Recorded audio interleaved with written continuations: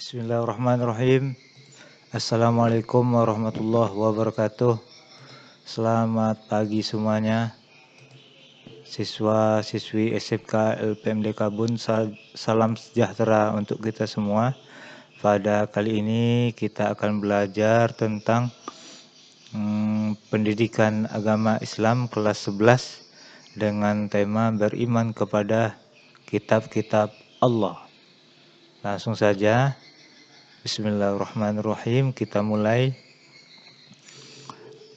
Iman kepada kitab Allah itu ada 4 yang diturunkan sebelum Nabi Muhammad. Itu ada kitab Taurat, ada kitab Zabur, ada kitab Injil, dan Al-Quran.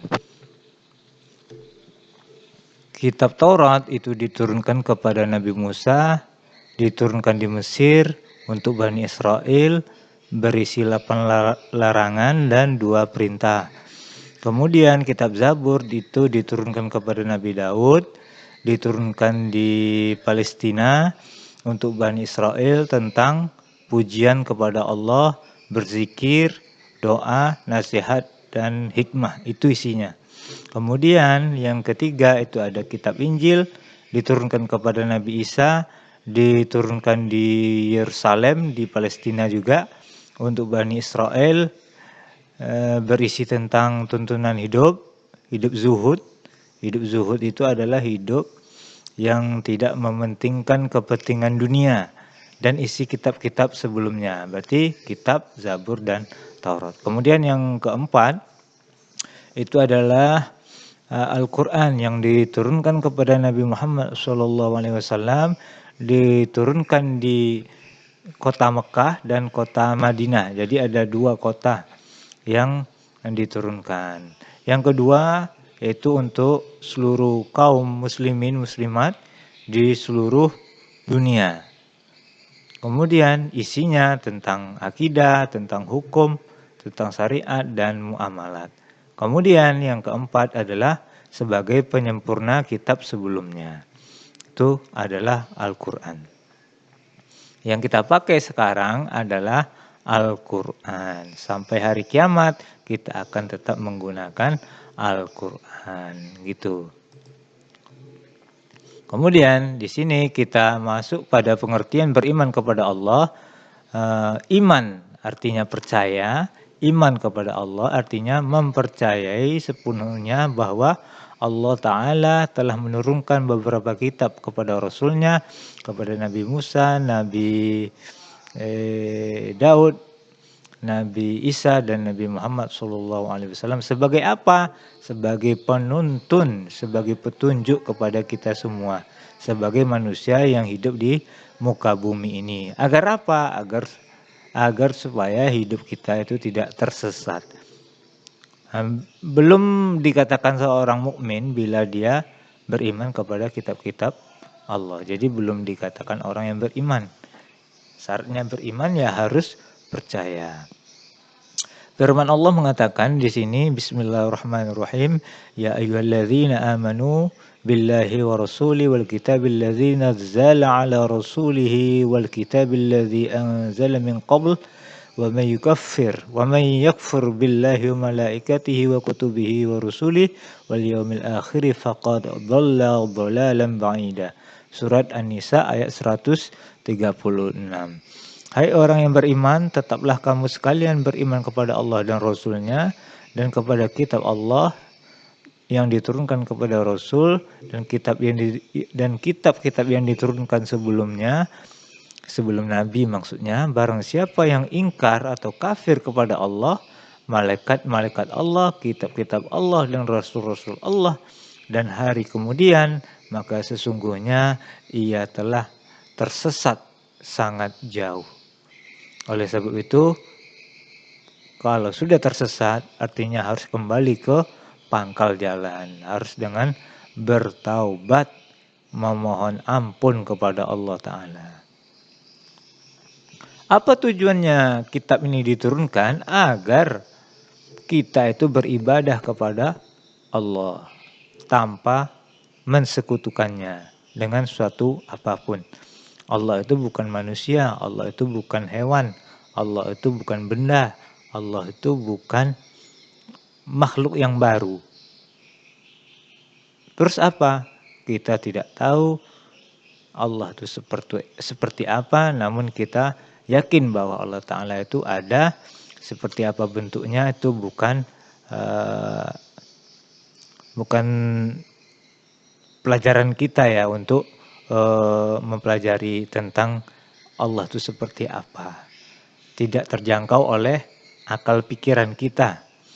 Namun yang harus kita pelajari di sini adalah hanya iman, percaya.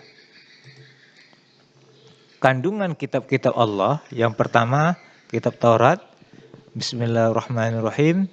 Wa atayna Musal kitaba wa ja'alnahu hudan li bani Israil alla tattakhidhu min duni wakila. Surat Al-Isra ayat 2.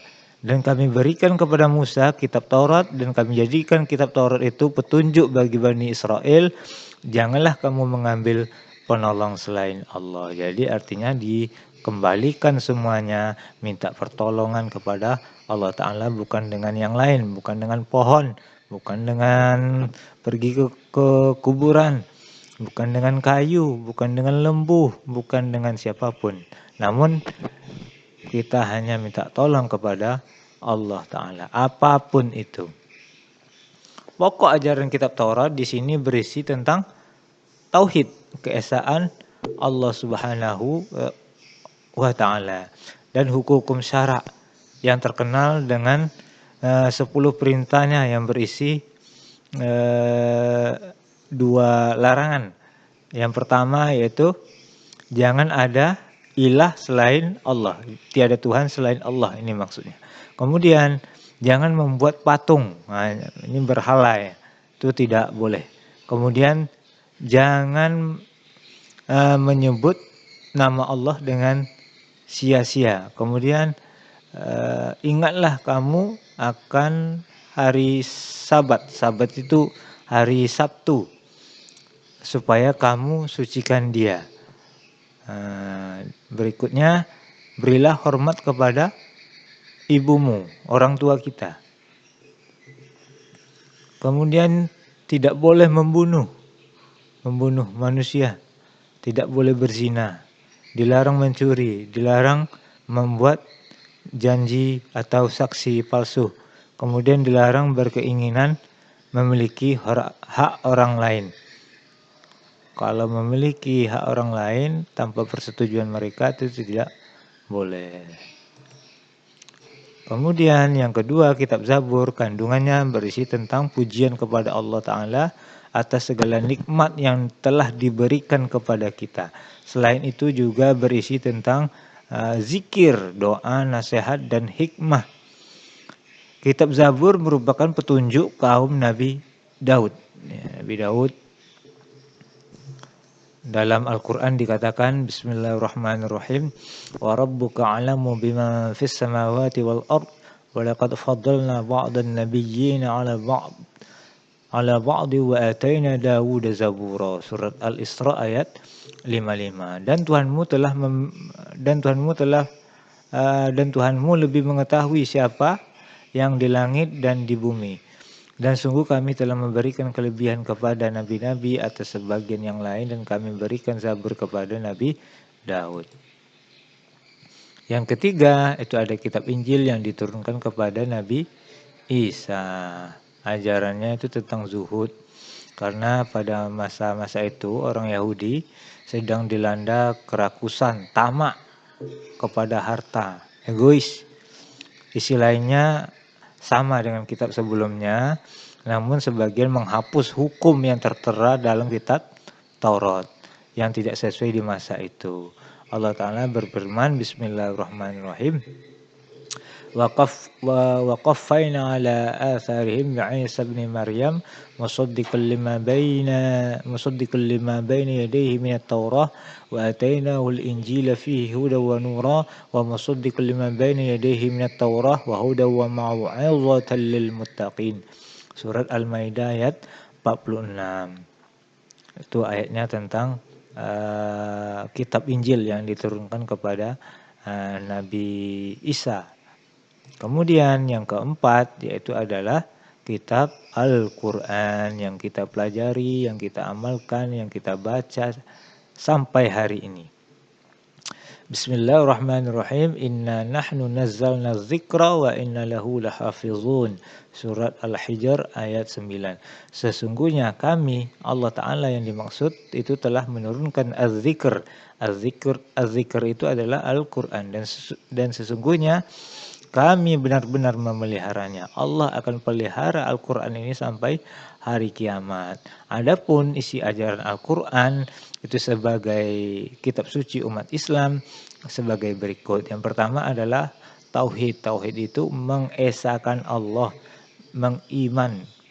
mengimani kepada yang gaib, kitab Allah, hari akhirat, kepada Rasul, takdir qada dan qadar, yang baik maupun yang jelek. Kemudian ada syariat berisi tentang hukum Allah, hukum mencuri, hukum berzina, hukum mencaci, hukum yang lainnya. Namun ketika ada hukum yang tidak disebutkan, namun ketika Al-Quran tidak menjelaskan hukum sepenuhnya di dalam Al-Quran, maka akan dijelaskan pada hadis Rasulullah SAW. Yang ketiga isinya adalah akhlak, tata krama, budi pekerti, berperilaku baik kepada siapapun, termasuk kepada hewan, tumbuhan, apalagi sesama manusia. Yang keempat itu isinya juga tentang ibadah, hubungan manusia dengan Allah, manusia dengan manusia, Allah dengan manusia. Itu namanya ibadah. Ibadah itu ada dua, ibadah mahdho dan ghairu mahdho. Yang kelima yaitu adalah muamalah yang isinya tentang kehidupan sosial, bekerja, interaksi sosial, silaturahmi, itu termasuk namanya kehidupan sosial. Kemudian yang berikutnya nomor 6, isinya Al-Quran itu juga tentang sejarah, kisah-kisah Nabi sebelum Rasulullah Muhammad SAW. Itu namanya sejarah, seperti Nabi Ibrahim, Nabi Daud, Nabi Soleh, dan nabi-nabi lainnya yang jumlahnya ada 25 yang wajib kita ketahui. Yang tidak wajib kita ketahui jumlah seluruh nabi menurut Imam Zamakhsyari itu ada 124.000 nabi. Kalau rasul itu jumlahnya ada 313. Malaikat yang wajib kita ketahui itu ada 10 dan jumlahnya hanya Allah lah yang tahu. Wallahu a'lam bishawab. Yang berikutnya nomor 7. Isinya Al-Quran adalah wa'ad dan wa'id, artinya janji-janji Allah kepada orang yang beriman dan juga kepada orang kafir.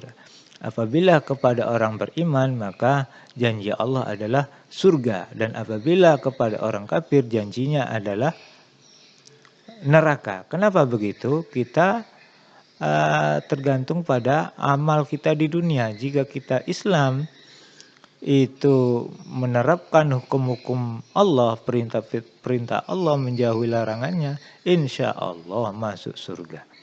Apabila mensekutukannya, menduakannya, maka dijamin masuk neraka. Kita tinggal pilih yang mana. Mudah-mudahan kita termasuk orang-orang yang beriman kepada Allah Subhanahu wa Ta'ala. Kemudian di samping kitab yang 4 tadi, itu ada lagi yang namanya suhuf.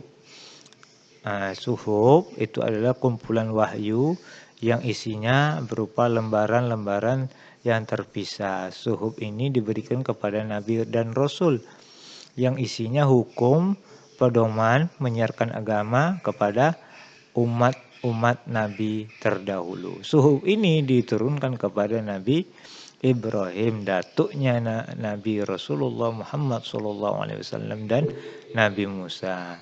Ini dijelaskan dalam surat Al-A'la. Bismillahirrahmanirrahim. Inna hadza lafis suhufil ula suhufi Ibrahim wa Musa. Sesungguhnya ini benar-benar terdapat dalam kitab-kitab yang baru, yaitu kitab Ibrahim dan kitab Musa, yang mana intinya tetap mentauhidkan Allah, mengesahkan Allah. Allah itu satu, tiada duanya. Intinya itu. Kemudian di antara nabi yang menerima suhuf adalah Nabi Adam, ada 10 suhuf. Nabi Ibrahim ada 30, Nabi Sis ya, ada 50, kemudian ada Nabi Musa menerima 10 suhuf. Sebelumnya diturunkan juga kitab Taurat. Beriman kepada Allah berarti suatu keyakinan dengan sepenuh hati bahwa Allah benar-benar telah menurunkan wahyunya kepada Rasul pilihan Allah yang dipilihnya sebagai petunjuk pedoman bagi kita semua umat manusia. Namun waktu itu kita belum lahir, yang gunanya untuk kebahagiaan dunia dan akhirat. Bagaimana cara kita beriman kepada Allah? Yang pertama yaitu beriman yakin bahwa kitab suci tadi itu diturunkan dari Allah Ta'ala, bukan dari orang lain, bukan dari malaikat, bukan dari jin, iblis, tapi murni dari Allah Subhanahu wa Ta'ala untuk manusia pada waktu itu dan manusia sekarang dan yang akan datang. Sekarang dan yang akan datang, umat Islam itu menggunakan kitabnya adalah Al-Quran yang berlaku sampai hari kiamat nanti. Yang kedua, beriman mempercayai nama-nama kitab yang kita ketahui ya. Nama Al-Quran itu dalam kitab Mustalahat Tajwid itu ada 55, namun di dalam buku paket itu hanya 5 yang disebutkan. Kemudian yang ketiga, yakin benar informasi tersebut yang di dalam kitab itu dan wajib kita mengamalkan dan menghapus kitab-kitab sebelumnya. Jadi Al-Quran itu sebagai penyempurna ya. Bagi orang-orang yang beriman kepada Allah mempunyai sikap sebagai berikut. Manusia itu akan mengakui keterbatasannya, kita itu lemah dan kita tidak boleh sombong. Orang yang mengimani kitab Allah dapat belajar dari orang-orang yang hidup pada masa lampau dan tidak mengulangi kesalahan orang-orang terdahulu seperti Fir'aun yang mengaku manusia, yang korun, yang orangnya serba kaya namun tidak mau beribadah dan sombong kepada Allah Ta'ala. Sehingga ditenggelamkan hartanya berserta dia, sehingga muncullah kalimat-kalimat sekarang dengan harta karun. Begitu. Yang ketiga adalah orang-orang yang mengamalkan isi kitab terlihat dari kesehariannya, bersikap jujur, amanah, bersyukur, tanggung jawab, disiplin dan sebagainya. Nah, jadi kita amalkan apa yang ada di dalam Al-Quran ya. Kita amalkan. Contohnya seperti waktu itu kalau kita pandai memanfaatnya, insya Allah kita akan menjadi orang yang beruntung. Itu tertera dalam mana? Di dalam kitab Al-Quran surat Al-Asr. Bismillahirrahmanirrahim. Wal asri innal insana lafi khusrin illa alladziina aamanu wa 'amilus sholihati wa tawassaw bil haqqi wa tawassaw bis sabr. Jadi kalau kita pandai mengatur waktu, insya Allah menjadi orang yang beruntung dan tidak menjadi orang yang rugi dunia, rugi akhirat, rugi waktu. Diperjelas lagi dalam Al-Quran, yaitu adalah Al-Quran itu tidak ada keraguan sedikit pun pada kitab tersebut. Dan sebagai petunjuk bagi kita orang-orang yang bertakwa. Menampilkan sikap mencintai Al-Quran dari kitab Allah Ta'ala. Di antaranya kita harus membaca Al-Quran secara rutin meskipun 1 lembar 1 hari ya. Kemudian kita pahami isi Al-Quran itu pada Pak Ustadz, guru ngaji ya, di masjid, di MDA, orang tua, keluarga, sanak saudara. Nah, pahami itu kita belajar. Kemudian setelah belajar kita amalkan dalam kehidupan sehari-hari, gitu. Nah, kemudian lanjut tugas, kalian harus mengerjakan tugas.